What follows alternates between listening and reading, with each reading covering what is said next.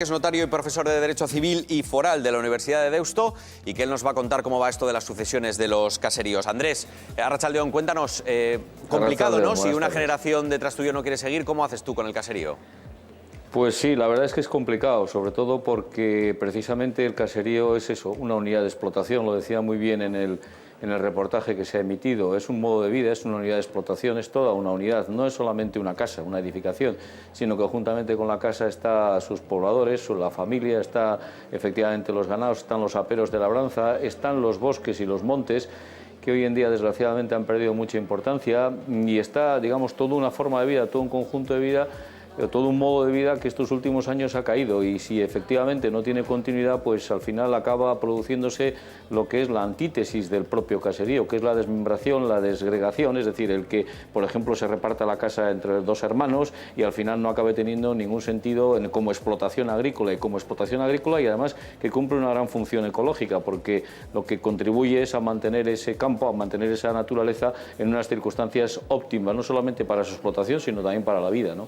En el caso de que no tengas herederos de tu caserío, ¿qué es lo que pasa con el caserío? Pues normalmente, en el caso de que no existan herederos, en los supuestos que nosotros solemos ver en las notarías, lo que ocurre es que desgraciadamente el caserío se vende, se transmite o también se alquila. La opción de alquilar yo diría que no es del todo, no es quizás la mayoritaria, pero normalmente lo que suele hacer es vender o transmitir el caserío.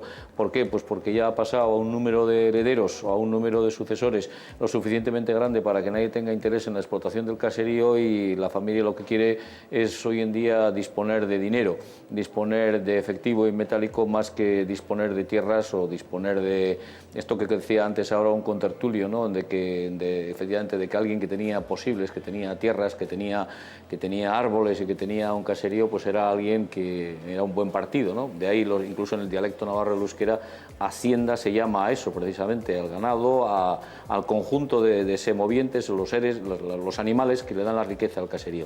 Pues eso es lo que ocurre, ¿no? Que en definitiva la cadena acaba rompiéndose lo que es el caserío y la función que cumple, ¿no? Por cierto, ¿el gobierno vasco tiene información sobre las sucesiones en este sentido?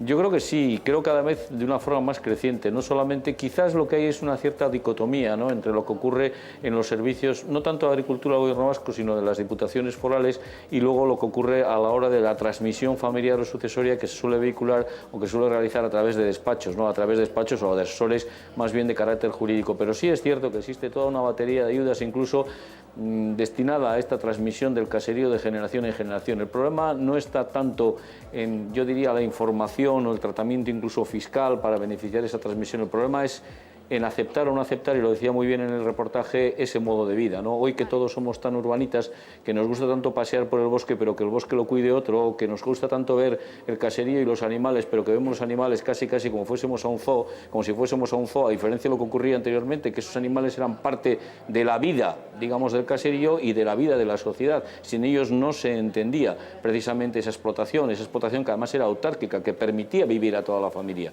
Claro, ha cambiado mucho el panorama, y frente a ese panorama, pues las alternativas pueden ser el turismo rural, pueden ser efectivamente los invernaderos, pueden ser las explotaciones, digamos, de carácter pecuniario o de carácter pecuario, perdón, pero ya, digamos, organizadas de una forma completamente distinta, estabulación, etcétera. Pero es un mundo distinto del que hemos conocido, digamos, los que tenemos ya una edad, respecto al caserío clásico. Cuando un caserío es compartido, o sea, tiene más de un propietario, son los dos hermanos, ¿cómo se divide todo eso? Pues la verdad es que hay ejemplos para todos. Hay ejemplos que son pues realmente, en fin, encomiables en cuanto a esa convivencia, y otros ejemplos que no son precisamente los más ilustrables o los más predicables. Lo cierto es que sí, en el País Vasco, sobre todo yo diría que en la parte cantábrica, Vizcaya, Guipúzcoa, Álava, esos caseríos de dos viviendas han sido la tónica general.